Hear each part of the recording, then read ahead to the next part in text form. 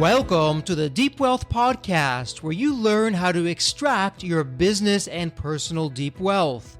I'm your host, Jeffrey Feldberg. This podcast is brought to you by Deep Wealth and the 90-Day Deep Wealth Experience. When it comes to your business deep wealth, your exit or liquidity event is the most important financial decision of your life. But unfortunately, up to 90% of liquidity events fail. Think about all that time and your hard-earned money wasted. Of the quote-unquote successful liquidity events, most business owners leave 50% to over 100% of the deal value in the buyer's pocket and don't even know it. I should know. I said no to a seven-figure offer and yes to mastering the art and the science of a liquidity event. 2 years later, I said yes to a different buyer with a 9-figure deal. Are you thinking about an exit or liquidity event? Don't become a statistic and make the fatal mistake of believing the skills that built your business are the same ones to sell it. After all, how can you master something you've never done before? Let the 90-Day Deep Wealth Experience and the 9-step roadmap of preparation help you capture the best deal instead of any deal. At the end of this episode, take a moment and hear from business owners like you who went through the Deep Wealth Experience. Jeff Higgins is a 43-year-old real estate investor living in Sarasota, Florida, who self-manages his portfolio of 90 units split between Massachusetts and Florida. Jeff is also an angel investor and an active trader, having beat the market consistently year after year. Jeff's biggest professional passion is the work he does as a co-owner in the private men's community, the Fraternity of Excellence, where he helps men level up their marriages, fitness, parenting, and of course their finances. Jeff is married to his wife Rochelle, and they have their son Owen and daughter Juliana. Welcome to the Deep Wealth Podcast, and wow, do we have an episode lined up for you? You are going to come out of this episode different in a better way than how you're coming in, because here's a rhetorical question for you. Your life is perhaps good, maybe it's even great, but are you achieving excellence? Not just in the business, but in the personal life and overall. Are you happy? Are you fulfilled? Are you taking it to where you want to take to? Put a pause on that because that's where we're going to be going with our guests today. But Jeff, welcome to the Deep Wealth Podcast. And by the way, I absolutely love your name. Great name. Your parents are very smart and wise. You even spell it the right way. But all that said, Jeff, I'm curious because there's always a story behind the story. So what's your story, Jeff? What got you to where you are today? What an opening. I love that, Jeffrey. It is about pursuing excellence. And actually, that is my story. Like, things were going pretty good, but I wanted a lot more. So I'm a 43-year-old guy. I live in Sarasota, Florida. I moved here in 2019. I lived in Massachusetts previously, and I've spent most of my career as a real estate investor. I worked a job briefly after college, but corporate life wasn't for me. I knew that. I knew I needed to break out on my own. So I started investing in real estate. And I've taken it seriously and went full time and accumulated some rental properties, moved down here in Florida. Things are going very well. And moving to Florida was a gift to myself and my family, and we love it here. But there were some things I was missing. So in 2018, right before I moved, I joined a group called the Fraternity of Excellence. And through working with that group, I've improved a lot of aspects of my life, internal aspects, confidence, self-esteem, just feeling better. And over the years, becoming deeply involved with that, I've now become a co-owner recently, and that's how I spend a lot of my time, split between the real estate investment and working as the co-owner of the Fraternity of Excellence.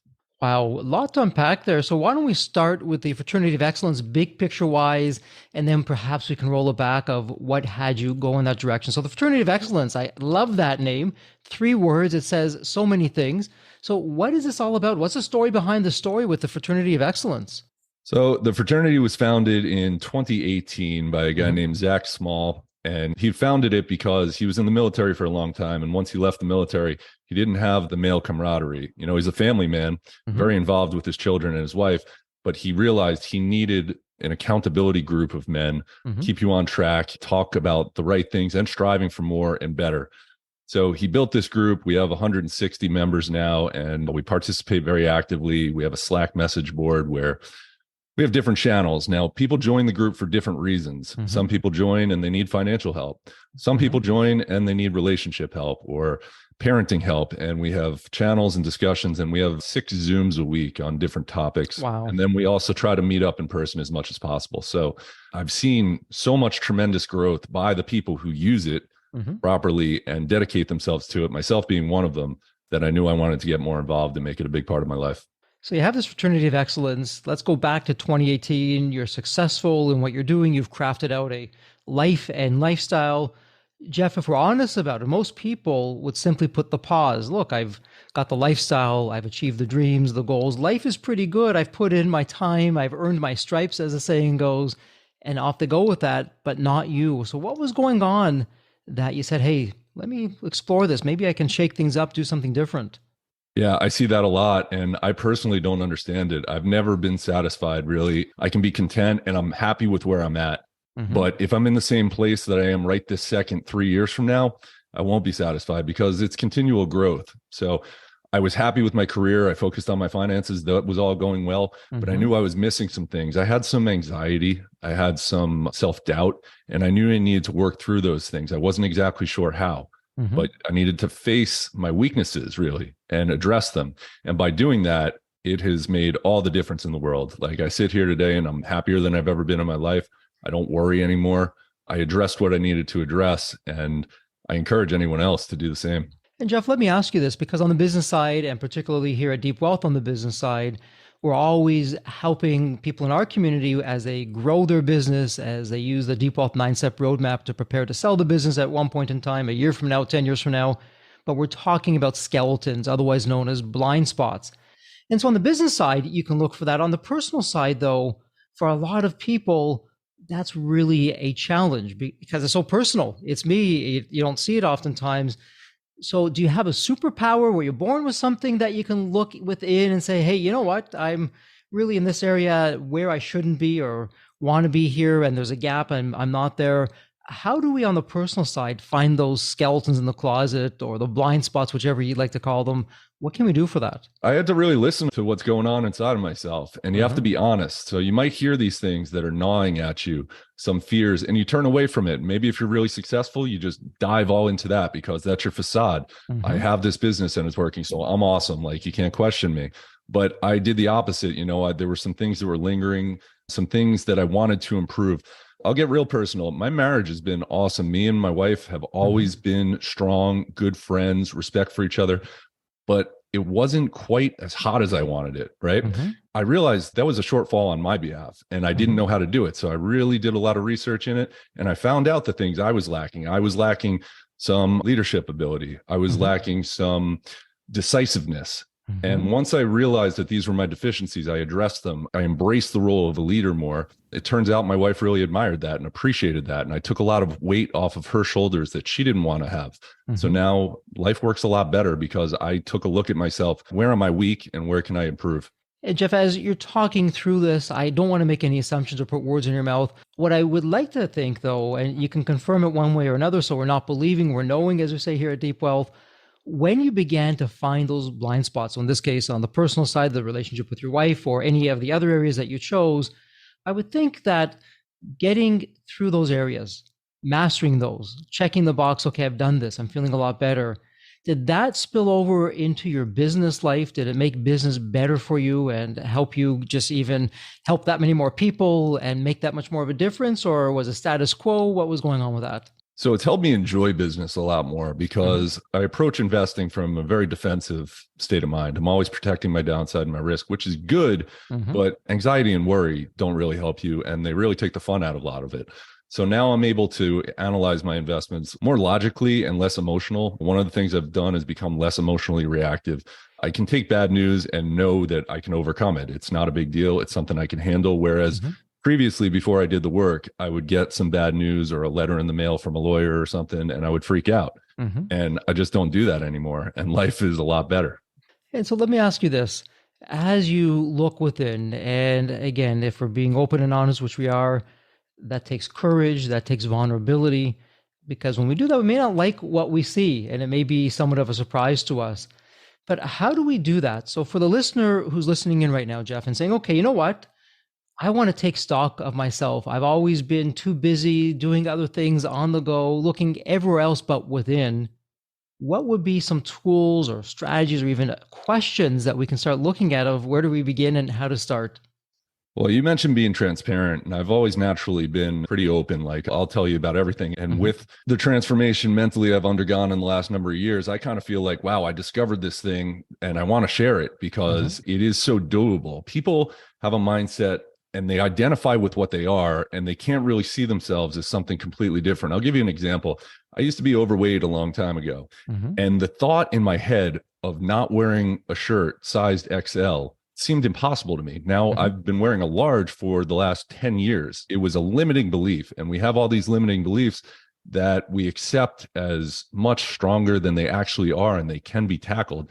As far as tools to overcome it, I mean, I really speak primarily to men, and men benefit from dealing with other men in all male spaces because the dynamic is a little bit different. We are brutally honest with each other. Now, not mean to each other, but we get to the honesty of, you're trying to get here. How are you going to get here? Are your current behaviors serving you? If they're not, we will tell you directly, where working in other groups hasn't really had the same effectiveness for me. So that's why I'm all in on the fraternity. So with the fraternity, so what I'm hearing you say is it's primarily focused on men. And just like we have accountability groups or business KPIs, it sounds like the fraternity on the personal side, that can become our community, that can become our accountability partners in our personal journey and helping us through. Would that be correct?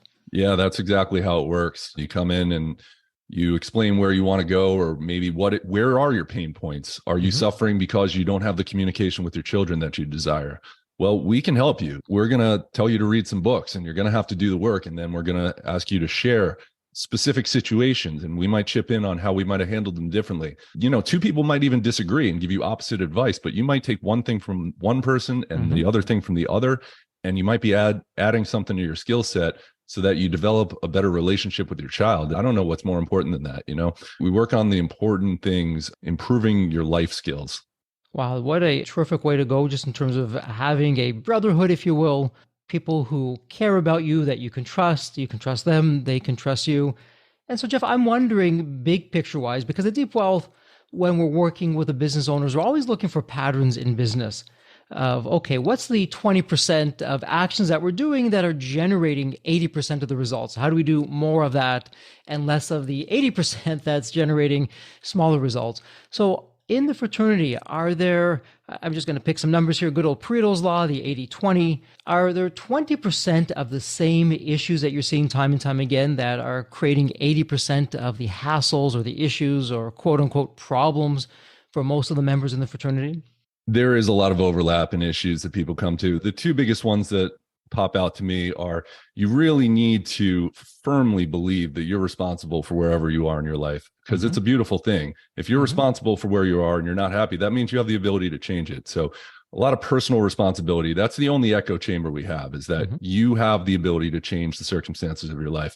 And something I learned in the last number of years, and it's happened over and over too many times to be a coincidence, I've noticed that when men really start to take their strength training seriously, when you get in the gym, and I'm not talking about cardio, I'm a huge cardio fan. I did a full Ironman, but when I started really lifting weights and prioritizing heavy lifting, that does something for your mentality. It's amazing. I would have never believed it until I went through it, but putting on some muscle really makes you believe in yourself a lot. And I've seen it happen to so many guys that when they commit to that, if the body leads the mind, and then the mind follows because you've proven it to your own mind. So that's been an interesting 80-20. The people that take their strength training seriously progress. And Jeff, what's interesting about that, and really circling back to an earlier comment, at Deep Wealth, we have many theses, and one of them is that whoever said business isn't personal was never in business and never owned a business. That business is absolutely personal in every regard, and the personal starts with us. So if it's all working with us internally, if we're happy, if we're fulfilled, if we're going in the right direction personally, that spills over in a positive way into the business. And so it sounds like you're, in your own words, with your own experience and journey, you're really reinforcing that, hey, you know, Jeffrey, when I started getting things right personally within, I was able take my game to the next level on the business side? Would I be on base, off base with that? 100%. Yeah. I mean, that's why I chose the business I chose too. I understand it and I relate to it. And if we made a left turn into talking specifics about my business, it is very personal. I operate in a very specific niche of real estate, and it's one that I can relate to. I can understand my customer, what they're looking for. And I don't understand a lot of areas of real estate, but I do understand what I do, which is like Section 8, low income, affordable housing. Got it. And so, Jeff, let me ask you this, and I'll throw a few things out there and see where you are. Because when you look at the past while, the combination of social media and social programming and how that's changed society for both men and women, and there's no judgment here and there's absolutely no labels, these are simply observations. What's been going on, and with any trends that you're seeing, are those trends helping us, hurting us? What are you seeing both from yourself as well as from the Fraternity of Excellence? Oh, this is a big one and a heavy one, and I want to make sure I don't say anything inflammatory, but I think there's been a negative messaging towards men over the past 10, 15, 20 years, even the term toxic masculinity. I think that's a very damaging term, because what I think it does is it subliminally messages young boys that something about them is wrong.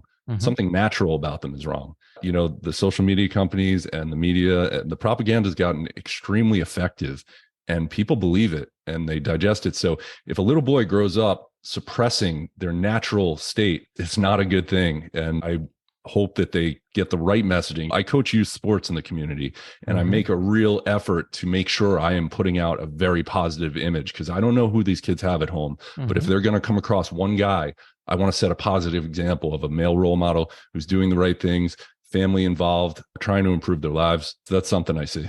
And, you know, everything that you're saying, and for our female listeners in the community, it also spills over into that, because on the family side, when you're a daughter who's growing up, the studies show that the father is a huge influence of self-esteem, and how that young girl who turns into a young woman and eventually into a young leader, how that can both impact negatively and positively. So really, we're all tied together in this one ecosystem. And so for the men that are listening in, is there any one piece of advice on that front that we've been talking about that you can give them, or some reassurance, or maybe just a different way of looking at things? Yeah, the first thing I would say is there's nothing wrong with positive masculine traits. Embrace your strength. Strength allows you to protect. Strength allows you to take care of others. Embrace what you feel inside. Don't suppress it. People don't speak authentically. They're scared to share their opinions because of cancel culture or whatever. And you really need to look at yourself and keep a close eye on, are you being authentic? Because living authentic lives and speaking your truth is what really empowers you to live your best life. If you're suppressing yourself, that doesn't work out. So if you're a long ways away from that, you need to take some deliberate action to get there. Zach Small wrote a book called 31 Days to Masculinity. And I'll tell you, one of the days, he actually has you roar as loud as you can, because men are scared. Like, think about it, roar like as loud as you can. When's the last time you did that? You know, when you're a little kid, but you get in touch with yourself, and it's a good process, and you learn a lot about yourself. And for our listeners, we'll put all this in the show notes, including the 31 Days to Masculinity book. We'll get all that in there. And of course, the Fraternity of Excellence will be in the show notes as well. And so, Jeff, walk me through this. I'm a listener, I'm liking what I'm hearing, and I want to become a member. So what does that look like? And once I become a member, what can I expect in the first 30 to 90 days? Sure. You would just go to fraternityofexcellence.com, click join now. It's $99 a month. You would have an onboarding call with one of our moderators, and you'd be right in, and you would get a message from me encouraging you to be as active as possible, to share as transparently as possible. Jump on the Zoom so we can get to know you. And then we're going to take it from there based on your personal life situation. What do you want to work on? We're going to have you state some goals, what you're working towards, and then we're going to follow up with you to make sure that you're on track. And then you're going to reach out to us and say, you know what, I need some help with this. I don't understand that. And we're going to be there for you. And so as men are going through this personal transformation and they're having that go into really all the other areas of their lives, are there any success stories that you can share? Obviously, we'll keep it confidential, not put names out there, but are there some stories that you can share of, okay, it came in like this and X many days later, here's what happened? So many. The first one that comes to mind is, I will name his name because he just wrote a book called Men of Grit, Strong as Steel. His name's Jerry Adams, and he came in a few years ago, and his life was not where it is today. Another guy who was doing okay in his career, wanted his relationships to be better, but he wanted to write a book. That was his dream, right? And I've seen him now get it done. He transformed his body. This guy's 56 years old and he looks like a professional bodybuilder now. But he wrote his book and it's got some Christian elements to it. He talks about, how the Bible is perceived, and they kind of make Jesus be a little bit more weak than he actually was, that he was actually a very strong man, and that the Bible says to be strong hundreds of times. So he achieved his life dream of writing this book, and now he's on a book tour. He's speaking in front of people, and he credits the fraternity with giving him the skills and the accountability and the backup to do that. Many men have come in with bad relationships with their children. We have a fatherhood Zoom every Thursday night ran by Anthony Migliorino, and he professes peaceful parenting, very anti-punishment and hitting, but more communication on their level and encouragement. And I've seen transformations. It's the most beautiful thing in the world. You see people getting closer to their children. I've seen people come in tremendous personal consumer debt, and we work with them to make a plan. How are we going to get out of this consumer debt? And then they get to even. And it's a very good day when that happens. So success stories are in no shortage. It's why I'm so into it. And Jeff, as you're describing this, it sounds as though we're going back, not too far back, but a short while back, where there is a different North Star in terms of the moral compass and different values than what we have today. There are more, I'll call them solid values that we've had throughout time. Again, would I be on base or off base with that in terms of what I could expect if I become a member of the fraternity? Yeah, people bring their own values, and it's a little bit different. It's tough to describe. I guess we are a little bit more traditional or old school. It's really good things like embracing your leadership, embracing your strength, doing the right thing when nobody's looking. That's how you build your self-esteem, right? You only feel good about yourself truly if you're proud of the actions you're taking. So as far as values are concerned, it's really, we value family a lot, although there are single guys in there. There are single guys that have no desire to get married, and they're welcome too, because they're striving for excellence in other areas. So we're really pretty open about it's your decision. It's your life, just hoping you pursue excellence in the areas that are important to you. And speaking of values, of excellence, of life, Jeff, I'm wondering what you've seen, because as we record this episode, the pandemic is well behind us, but the dust is still settling. I think really it's been a short while, but people only now are looking back and starting to say, oh my goodness, I never realized what kind of emotional state I was in or what was going around me. It was happening so quickly. I got caught up in everything. So Jeff, post-pandemic, as you look back now, how did the pandemic affect society, community, and in your case with the fraternity, men in general? Have you seen anything, or is it more or less the same? What would be your thoughts on that? My thoughts were that the pandemic was a big test and we failed it as a people. We let the government get away with a lot of nonsense, and we accepted it. And if men were stronger mentally, we would have rejected a lot of the nonsense. But I see that the government wants to control us a lot, and I think that we failed the test. And so whether it's looking within, striving for excellence, again, any strategies or insights that you can share with our community? You have to think for yourself and not just believe whatever you hear, especially from the media. And I don't care which side you're talking about. I can go on MSNBC right now, or I could go on Fox News right now. And both of them are, I'm not going to believe either of them. Now, that doesn't mean I'm not going to believe anything. Like if a real pandemic came around with a absolutely lethal virus that would kill a 40-year-old healthy male, I would take that very seriously. But it was pretty easy to tell early on that there were massive exaggerations of what was going on. The hospitals are overflowing. I'll tell you what I personally did. I drove around to the hospitals and saw the parking lots weren't even full. All right. So in March 2020, my antenna was up, and it was very clear that this was something weird was going on. There was an agenda, and people in the fraternity got it pretty early. It's a tough subject to talk about because so many people have emotionally based opinions, and the media is not your friend. And so with all that said, again, your thoughts on where do we turn? What do we do with that? Because social media, the media is taking on a different chapter as of late, and it's different. We're not going to put any labels on it. People can put their own labels on that, but what's one to do if we want to lead, again, a life of excellence, not just for ourselves, but for the people depending on us in our family, in our personal life, in our business life? You focus on what you can control. You focus on your immediate community, starting with inside of your house. How can you raise your children? How can you communicate and lead your wife? You focus on those areas, and then you expand it to your community. That's why I get involved in the community, and I try to influence children to be healthier and to try hard and to learn some sports. And you try to shine your light to the people who are in your proximity. You do the best you can. You speak the truth. You share what you know, and turn off the news. Great advice, which I follow much to the chagrin of many people around me, but at least for me, that works. And Jeff, what's interesting is we've had women thought leaders on the podcast, and basically from the female side of things, are saying the exact same thing that you're saying. And what they're saying is, hey, you know what? The women's liberation was terrific, that movement. That said, though, they're saying it's really hurt women. It hasn't been helpful for us, that we've lost some of that traditional values and outlook of how to be a female and what that looks like.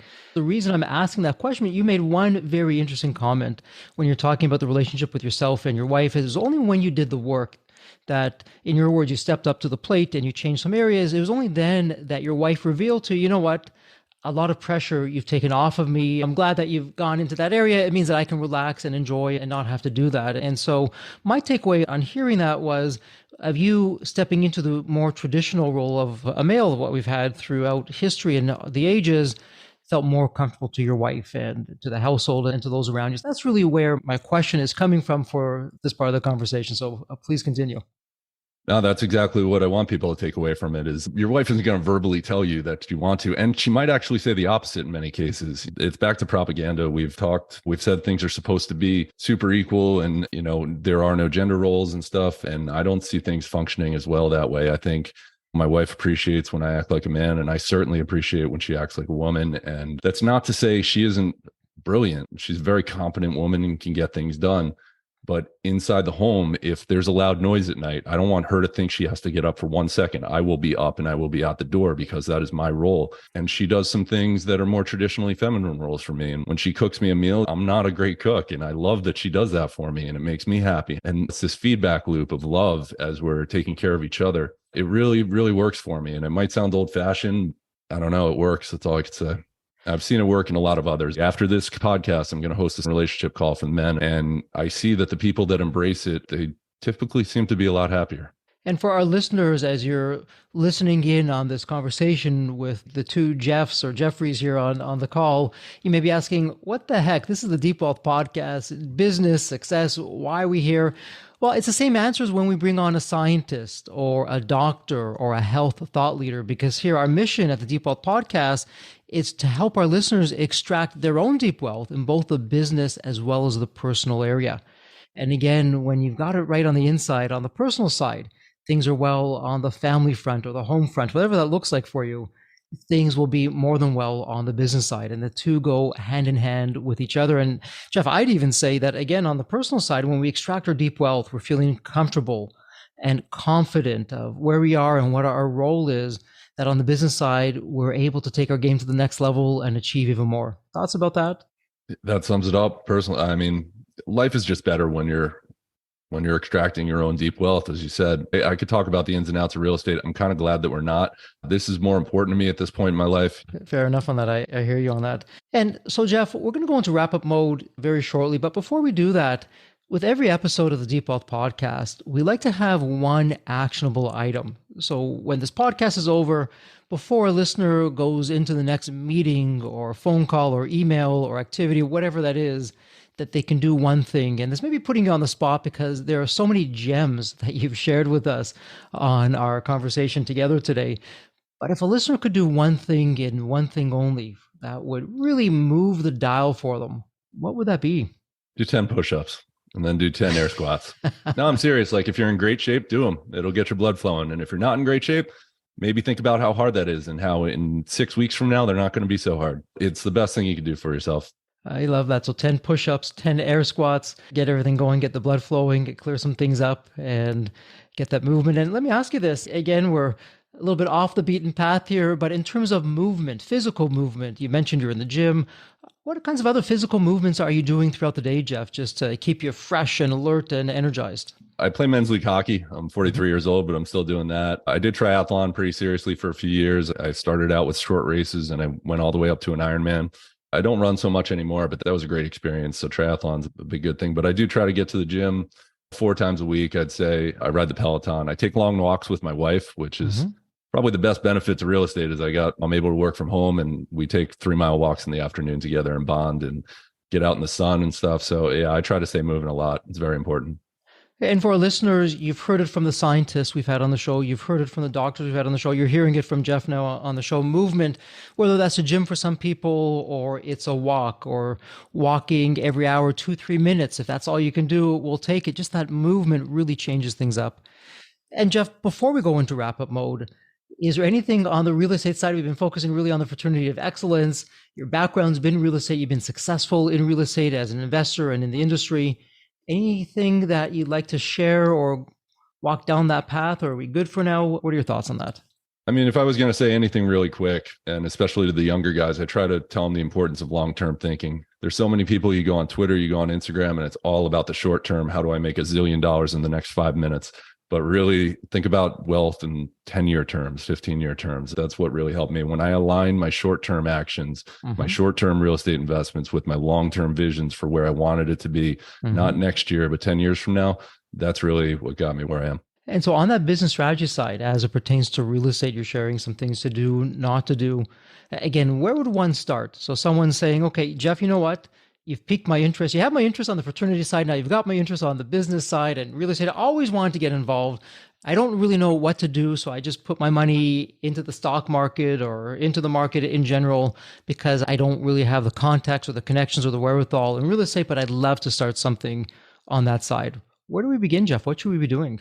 So personally for me, I like to invest very close to where I live because even though I have 90 units, I manage them all. Although it's a long story, but half of them are in Massachusetts, and I have a contractor that I developed a relationship with over a long period of time that does a great job looking after them up there. But my advice is to look in your local neighborhood. Now, that advice might not be so great if you live in the Bay Area or if you live in Manhattan. There's no cash flow in those areas. I'm a cash flow investor. I'm not investing for appreciation. I'm investing for the monthly cash flow. So it really depends on your local market. If at all possible, look close to where you live. I like being able to touch it, keep my eyes on it.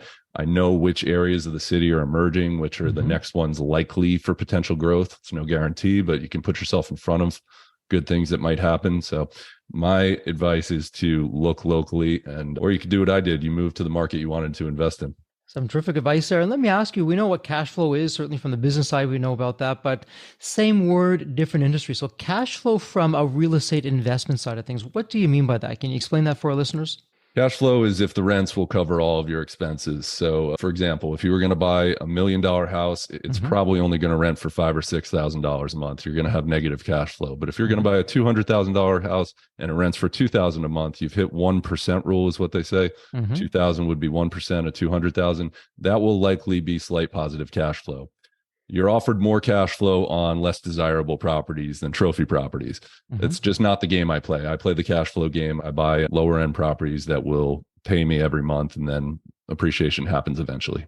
And so for the lower end properties, I take it you mean you're looking in areas perhaps that they've had better days. They're not where they should be or where you'd like them to be, but at one point in time, perhaps they will get there. But even if they don't, what I'm hearing you say is, hey, I have enough cash flow.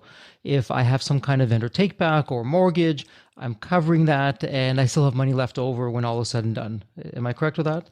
100%. So it's putting money in your pocket every month, and then, it's paying down your loan, which is amazing. Amortizing a loan is phenomenal thing for so many people because we all know about lifestyle creep. And if the money hits your bank account, you might spend it. But if you're paying off a loan, you can't spend that. So real estate's a great tool for the regular guy. I always say, if you're a tradesman, you're a middle manager and you buy 1 or 2 houses, that's going to take care of you just because it's this thing you automatically pay every month. You got the potential appreciation, which we've seen a lot of it in many markets, just because when inflation happens, that tends to happen too. Rents rise, cost of living rises, and the asset rises underneath it because it's providing more cash flow. So you have the appreciation, you have the monthly cash flow, you have the tax advantages, and you have the debt pay down, and they all work very well together in concert. And Jeff, what I like what you're bringing to the table here, if we continue down this road for a short moment, you've created a system, you've mastered it over the years, it's created a lifestyle for you.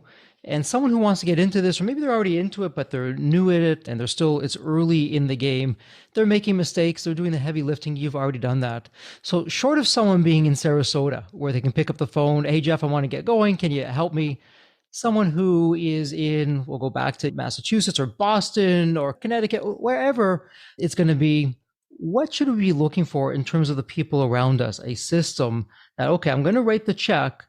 but who am I looking for to do what? And then what are my responsibilities in that scenario when I'm looking at real estate investments? Well, you got to learn at first. What are you looking for? And then once you know what you're looking for, you got to analyze the market for quite a bit. Like right now is a difficult time to buy. Prices are very high. The gap between rents and purchase price is higher than it was a couple of years ago. So cash flow offers is going to be lower. So it is a difficult time. You really need to analyze the market so that when prices become attractive or when you find a good deal, you're able to recognize it. So there's a lot of work up front before you even make the buy. But once you make the buy, it's a lot of trial and error. You hire people, you try them out, and you get rid of them quickly if they cross you or they don't do a good job or they're unreliable.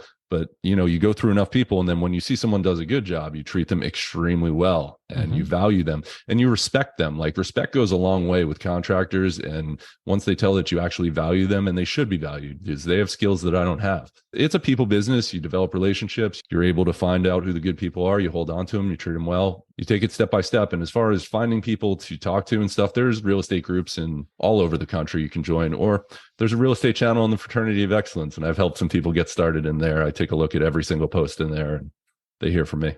Two things on that. So one, for the listener who just wants to simply write the check and walk away, this is probably not the investment vehicle for them, because it sounds like you're getting your feet in the trenches, you're rolling up your sleeves, you have to find the people, get the system set up, and perhaps later on you can do that, but there's some time and investment in the early stages with that. And the second thing is a nice way to really bridge the two together in the fraternity, whether it's real estate and setting up your own investments or perhaps other areas. The Fraternity of Excellence is not just for yourself, but here you can reach out to other people who are further down that path on that journey, who've made the mistakes, who've had the successes, that they can mentor and share and help you along the way. 100%. And that's in every area, marriage and faith and everything you think of. Sobriety. We have people that have been sober a long time that help new guys that are trying to get sober. Anything you can think of, really. We don't niche down. We're any aspect of a man where you're trying to improve. We have a guy for that. That's one of our sayings. Love that. Just like there's an app for that, we got a guy for that. Terrific. And it sounds like through really the beauty of technology, we're saving time. We're not having to physically drive somewhere. We're not limiting our resources. I can have someone who's in San Francisco, someone who's in New York, and we're all still getting together and making things happen. That really the benefactor of the technology, the people, the insights, the skills to create a beautiful harmony. Yeah, you think about it. I mean, people say you're the sum total of the 5 people you spend the most time with, but most guys make that decision not deliberately. They do it based on proximity. Who's right around me? It's a really important decision. So now with this technology today, you're actually able to seek out the people. Like the founder, Zach Small, I said, this is the guy I want to be friends with. And now we're co-partners because I deliberately sought him out. And I think more people should do that. Some terrific advice. Well, speaking of advice, let's go into wrap-up mode. And Jeff, I have the privilege and honor for every guest on the podcast to ask this question. It's a fun question. Let me set this up for you. So think of the movie Back to the Future. And in the movie, you have that magical DeLorean car that will take you to any point in time. So here's the fun part. Jeff, it's tomorrow morning.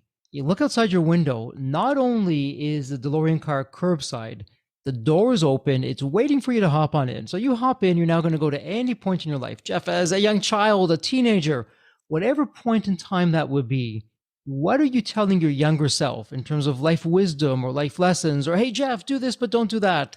What would that sound like?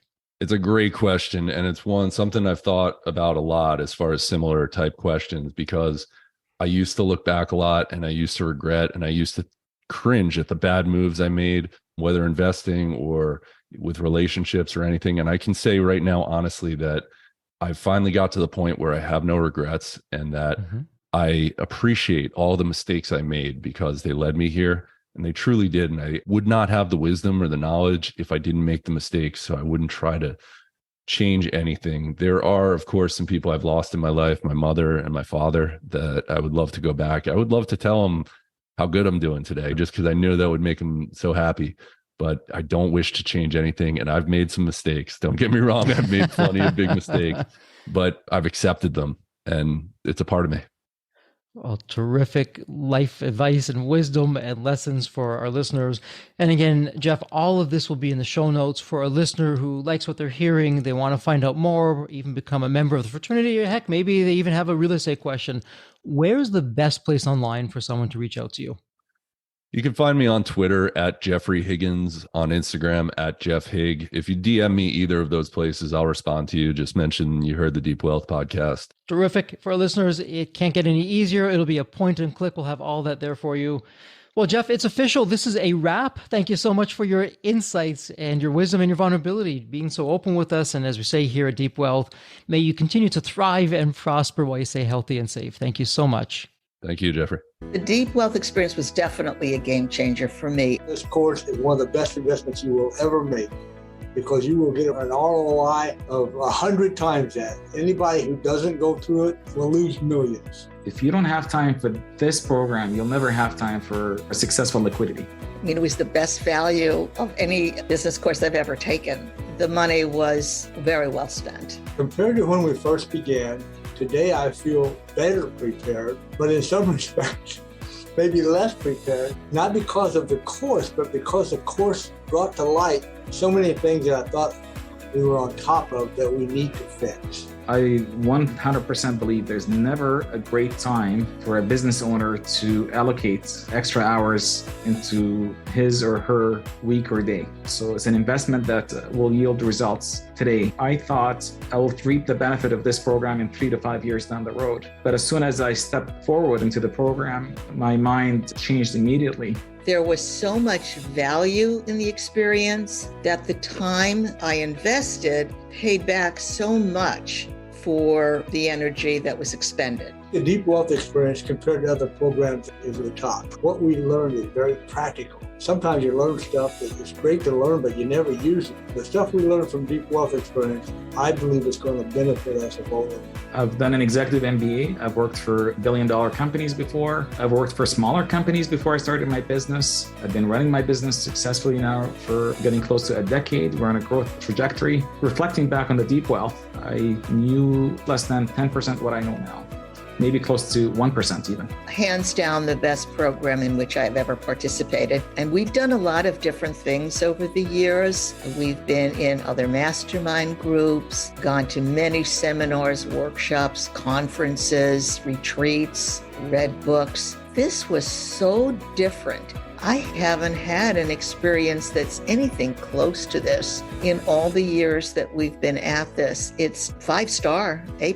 I would highly recommend it to any super busy business owner out there. And Deep Wealth is an accurate name for it. This program leads to deeper wealth and happier wealth, not just deeper wealth. I don't think there's a dollar value that could be associated with such an experience and knowledge that could be applied today and forever. Are you leaving millions on the table?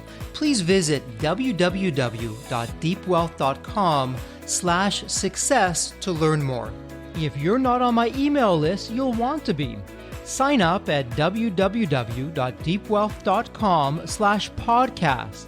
And if you enjoyed this episode, if it added value, if you walked away with some new insights and strategies, please leave a review on your favorite podcast channel.